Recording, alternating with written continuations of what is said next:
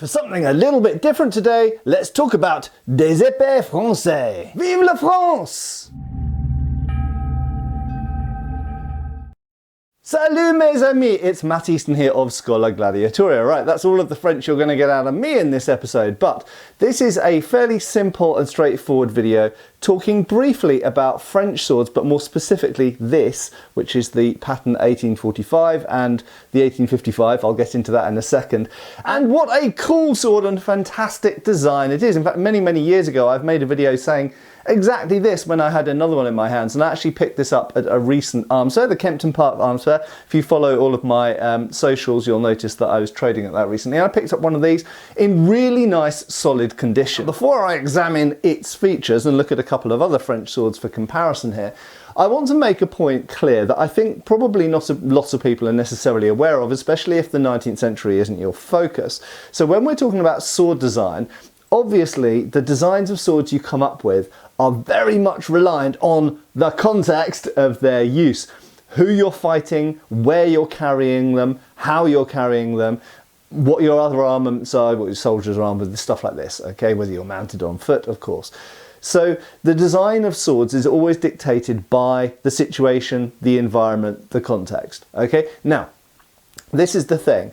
In European and let's say American as well, let's say the Western world sword design, there's actually quite a lot of variation. It isn't that, you know, Western militaries came up with one type of design of sword for foot officers and one type of design for artillery and one type of design for sailors and one type of design for cavalry. Not at all. In fact, there's a huge amount of variation.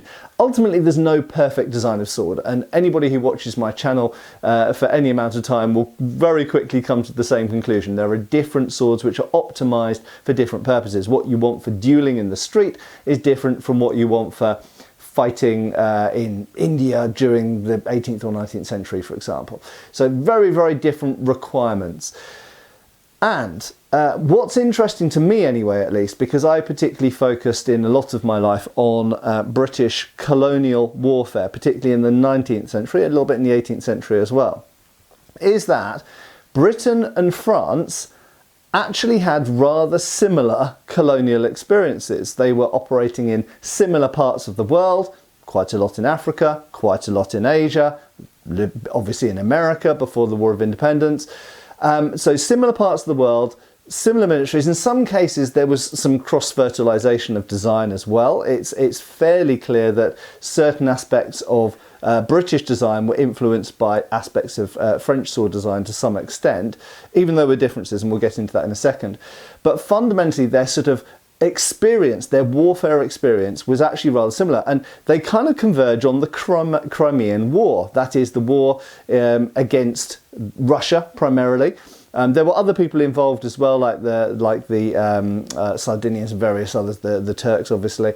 But fundamentally this was to do with the collapse of the Ottoman Turkish Empire, Russia moving in, and Britain and France not wanting Russia to get a stronger foothold in that part of Europe. And so unusually for the British and French at that time, they formed an alliance. Now, it is an interesting period of history, the Crimean War. It's quite a short war, but a very important war. And you could say that a lot of things happening in parts of the world today are even related to things that happened all the way back then in Crimea. History repeats itself, unfortunately. But the fact is that the British and French fought together. Now, there's an interesting little detail here that British officers sometimes were seconded to the French military, and they carried sometimes French swords in that context. So I have seen French swords were actually owned by British officers serving with the French, and vice versa. There were French officers who sometimes joined the British military, British Army, Royal Navy, and carried British patterns of sword.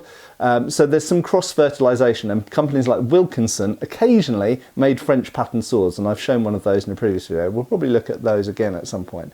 Right, so this sword, why is it so good? Why is it so awesome? Quite simply, it is a great fighting sword. This has been service sharpened, and also on the back this was made in Châtellerault. French swords often have writing, it's actually that way around, writing up the spine of the blade here, and this says that this was manufactured at the factory of Châtellerault in 1846. So this dates to 1846. but it was obviously carried in war at some point. I don't know whether it was the Crimean War, which was 1854-55, bled over into 56, or perhaps this was carried in colonial warfare by a French officer in the late 1840s or 1850s. We'll never know. However, it has been service sharpened, and interestingly, it's been service sharpened from there upwards, and this is very common for 19th century military swords. They left the base of the blade blunt because you're basically only parrying with that, and then sharpened the second half of the blade quite often. Sometimes they're sharpened down to about here and only leave about 8 or 10 inches of parrying at the bottom. Sometimes they are sharpened all the way down to the bottom, so there's variations. And sometimes the false edges are sharpened, and indeed, yes, this one is. So it's beautiful condition, it's very solid. French swords have a tendency, especially with horn grips, because horn shrinks with age, to end up with loose hilts. However, this is the tightest one I've ever had. Sadly, it's missing its scabbard. Its scabbard would have been leather and brass. Now, I mentioned this is the 1845 pattern. There is a very, very similar looking, and often confused with this, 1855 pattern. And as far as I can establish from my friend Maxime and other people who research French swords primarily, the primary differences between the 1845 and the 1855 are that this had a leather and brass scabbard, so primarily a leather scabbard with brass fittings. The 1855 has a steel scabbard, which is more durable because a lot of the leather scabbards fell apart. That's why this one doesn't have it anymore. And there's a slight difference in the fullering. We'll talk about the fullering again in a second. But they are fundamentally very similar swords. Why do I think it's such a good sword? Fundamentally, because it has all the features you want from a cut and thrust sword. It has a stiff blade, okay? It does not flex a lot. If anything, it's stiffer than the British 1845. It has a spear-shaped tip, double-edged at the point. Very good for thrusting, nice and reinforced. It has double fullers, essentially, up there. So it essentially has a midrib. It actually kind of has two midribs up here, okay? It has the primary fuller, and it has what's called a Montmorency fuller. We'll come back to that in a second. And it has a good cutting edge with good edge geometry. So it's stiff. It's not perhaps as long as I would choose. The French swords tend to be about 30-31 inches. British infantry officer swords tend to be 32.5 to 33 inches. I'm 6'1", so I'm tall by 19th century standards, and so I personally would prefer like a 34-35 inch blade, but I understand that most officers in the 19th century were quite a bit shorter than me, so this probably would have been a good length for them. The hilt is brass. Now, that is characteristic of French swords. The French loved brass hilts. Now, funnily enough, in British service, brass hilts were criticised a lot because they could be bent easily or even cut through or cut into by things like tulwars or cascara or things like this. So the British tended to prefer steel hilts. That being said, the standard infantry officer's sword did in fact have a brass hilt, okay? However, these two here behind me actually are gilt steel hilts. So people who could afford it or wanted to protect their hands better got a steel hilt and then had it gilded, so it looked the right colour for the uniform, for the dress regulations, but it had the strength of steel and was less likely to get dented, couldn't really be cut through by another sword. The French loved brass hilts. The advantage of them is they don't rust. And in fairness to the French, the brass French hilts tend to be quite thick brass, quite thick, quite heavy, which obviously assists the balance, but also means they're less likely to get cut through. So overall, this is a very versatile cut and thrust sword, and it's what I would describe as a good combat sword, a good fighting sword. This will cut as well as any Renaissance side sword, as well as most medieval arming swords. This will cut, honestly, as well as something like a katana if it's used in one hand. This is a good cutting sword design that also has a good thrusting tip.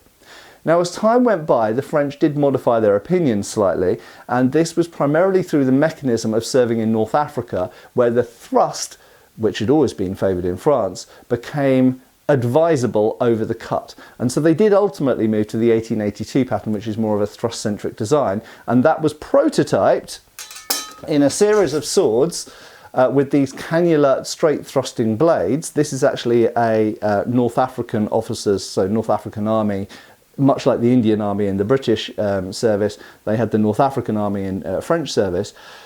And these often have steel hilts as well. So they did ultimately move to straight thrusting blades, not always, but for the most part, and that became regulation in 1882. And they did move to steel hilts in North Africa. However, for some reason, the 1882 actually has a nickel alloy hilt. So it's actually, in my view, it's the worst of all worlds, actually. Okay, it doesn't rust, but it's not as strong as steel.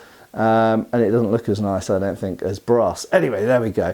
The North African serving officers, much like British officers serving in India, which is what many of these swords are behind me here, often chose non-regulation designs, and the French were no different. So again, there's a lot of parallels between British service and French service. Now, I did mention I'd come back to the fullering and the Montmorency, so that is very much a French feature. So this is a French cavalry sword. You might think it looks a bit like a US Civil War sword, and that's because American swords were based on French swords. So the 1845 infantry I was holding up previously, that became the basis for the American 1850 field officer's sword, the infantry officer's sword. And this, the 1822 French cavalry, light cavalry sabre, became the basis for the American 1840 and 1860s. But you will notice it has a Montmorency fuller, and this is something that goes all the way back to the time of really pre-revolution, and this is seen as a very French feature. So you've got the main fuller here and a secondary fuller going along the back, and really it just became almost like a trademark of French swords. You do find it elsewhere. You occasionally find it on, German and English and Spanish and other swords, but by and large this, much like the so-called Toledo pattern found in Spain that was characteristic of Spanish swords, this was characteristic of French swords, and it gives a very stiff but a very light blade. Think about an H-beam or eye-girder, whatever you want to call it.